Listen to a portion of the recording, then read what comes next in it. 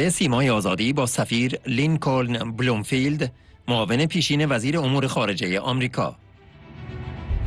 Thank you very much, Ambassador Bloomfield, for this interview with Simay Azadi. Having participated in so many Free Iran rallies throughout the years, what are your main impressions on this fight and on this year's Free Iran gathering? Well, thank you very much for the opportunity.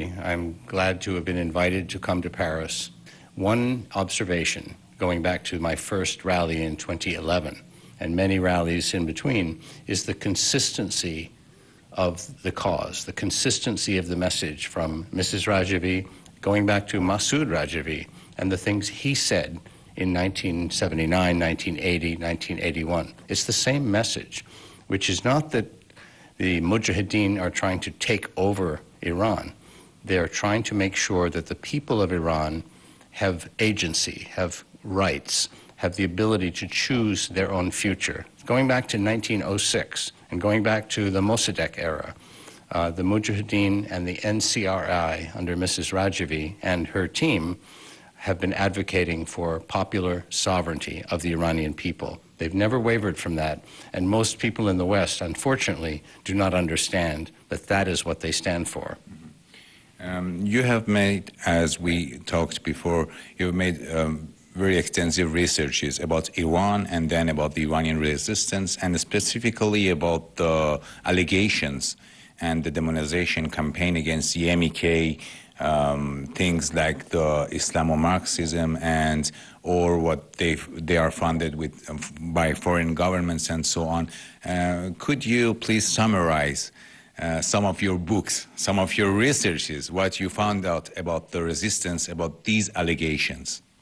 Well, it starts with the founders of the Mujahideen Khalq in the 1960s, who were students studying what was happening in Cuba, Algeria, Vietnam, and they saw that there were changes in the monarchies in Libya and Iraq were changing. And there was a new post-colonial future. They wanted a post-colonial future for Iran. The Shah of Iran saw this as a threat once they learned about it and brutally tried to suppress the Mujahideen. But I think it's fair to say that the MEK has always stood for democracy. It was the Shah who called them Marxists because they had studied Marx's writings on inequality and social injustice. I studied the same thing at Harvard as an undergraduate. Any educated student would have studied these writings. So the Shah was the one that started this. And unfortunately, I'm embarrassed to say, politicians in the West, including my country, have picked up on this. And you hear people in think tanks saying, oh, well, the MEK and the NCRI are Marxists. We hear the things by the lobbies of the regime. We hear also, or in the outlets of the Iranian state media, that they are a cult and they can't be democratic. What are your researches tell you about these allegations by the mullahs? Once again, the real story is almost embarrassing. When the popes used to lead France centuries ago, and then the Reformation came to Europe, they were called une secte. And the translation of the word sect is cult.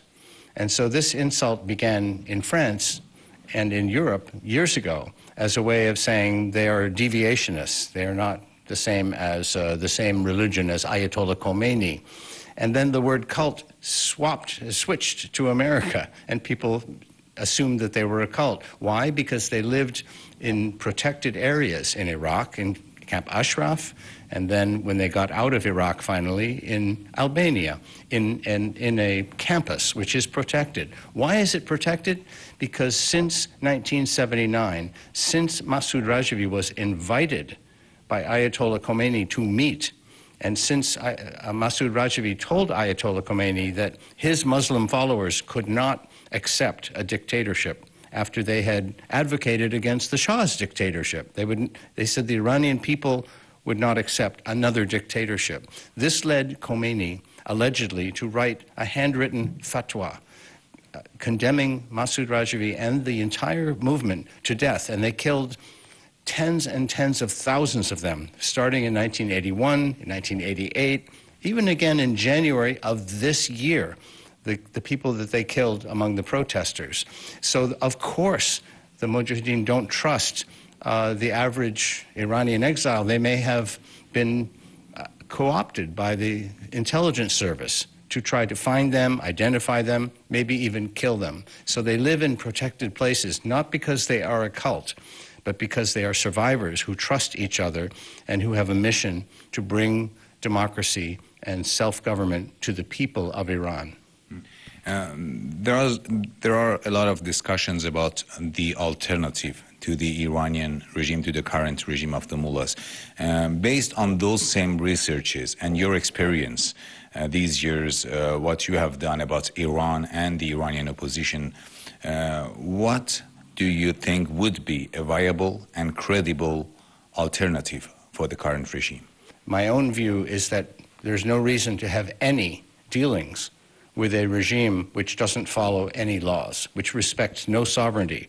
From the beginning of the revolution, when Khomeini came back in February of 1979, he immediately wanted to take over southern Iraq and said there should be regime change in Baghdad against Saddam Hussein. He wanted the holy cities. He said Karbala to Quds, which meant he is not respecting his own territory of Iran. He is looking all the way to Jerusalem, to Al-Aqsa Mosque, as part of his territory.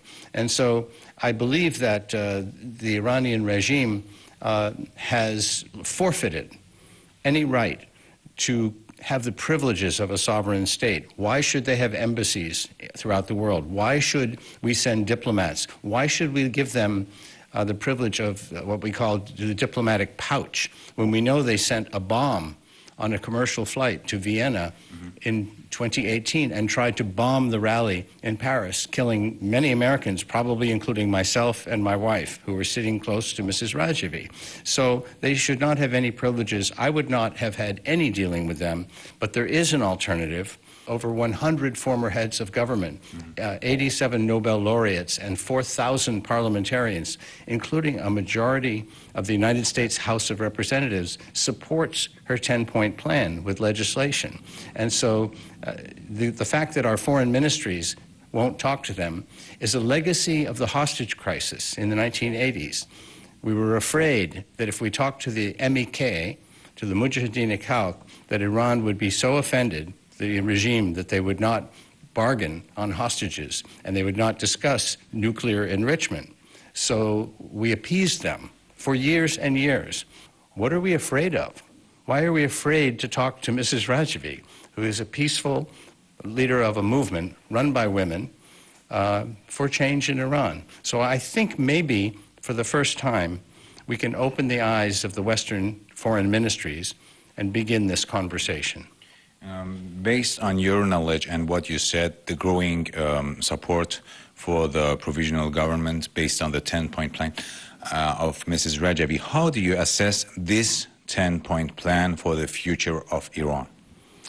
Well, I think the people who count the most are 92 million citizens of Iran. We have to be humble, as I have to be humble as an American. It's not my country. It's not my future, although I will be affected by the future of Iran and have been affected in the past by the terrorism of Iran. We want the people of Iran to have a voice. And as Mrs. Rajavi said, the first time I saw her speak in 2011 in Paris, she said that the Iranian people can choose whomever they decide should be their leader. And so she said we would be honored to serve in loyal opposition in a free Iran. She has said the same thing over and over again. This is different, I think, from this man who is the Shah's son with no background in politics or in Iranian affairs, who says, they're calling my name, and has declared himself the king.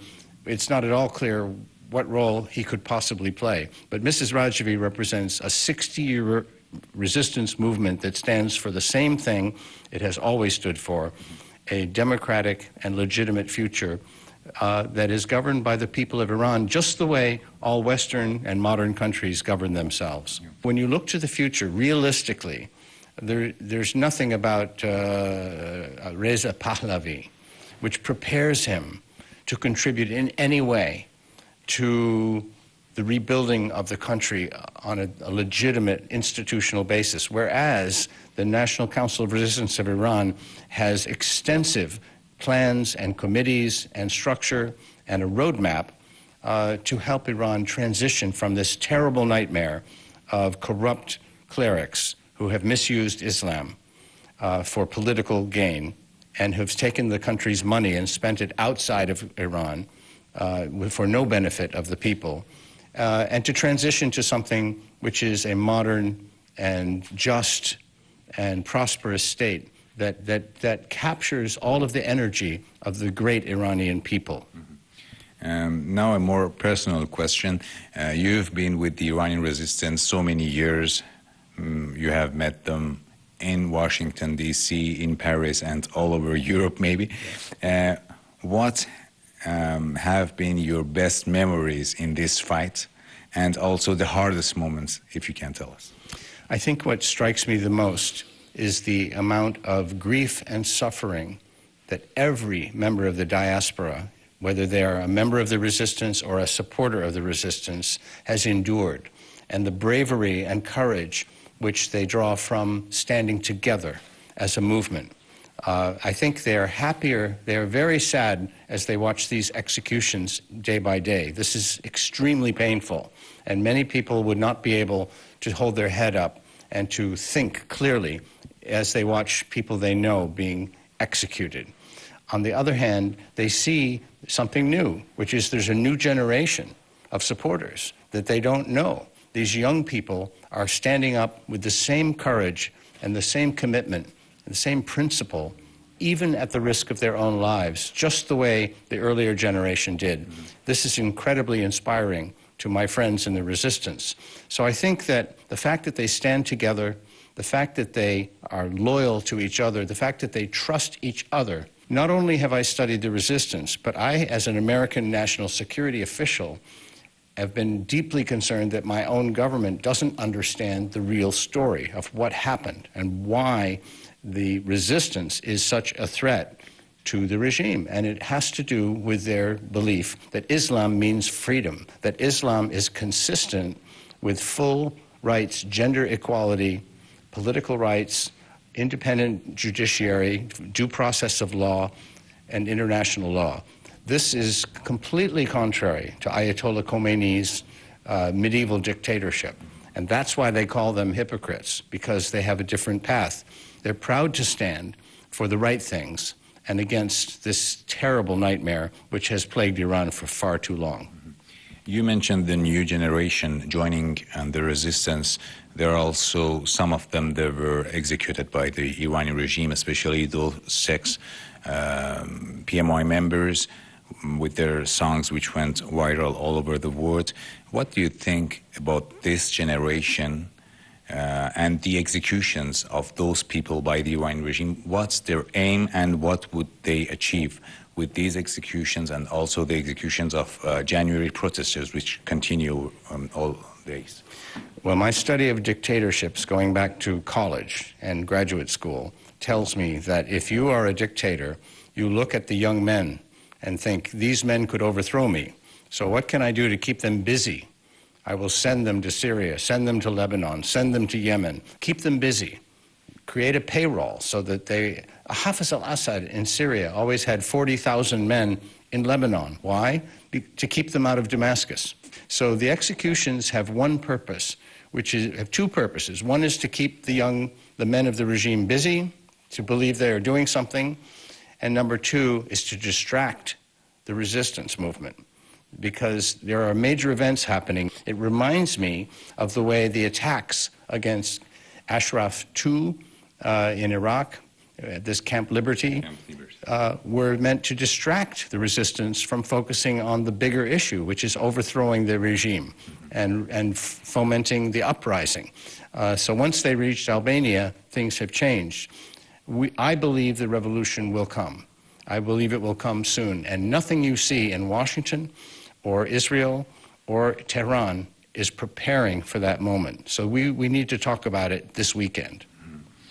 And if you were to, what would be your message this year if you were to talk directly to the Iranian people who would watch your interview on Sima Yazidi? Well, first of all, I wish it were easier to talk to the Iranian people. I wish my government had a great tool of broadcasting. Unfortunately, we have reduced our broadcast capability at a time when the battle space with the regime is information. So my message is that nothing these surviving IRGC people, or Ghalibaf for these other people, Arachi, nothing that they are doing will stop the uprising of the Iranian people. They should be brave. They should know that they have enormous and strong support. You're going to see that the diplomacy that's happening right now will only stimulate much more support and understanding in the West about the true story of this evil regime and the true story of the uprising of the Iranian people, which is coming soon. Ambassador Blumenfield, we thank you very much for your time. Thank you. Thank you. Thank you.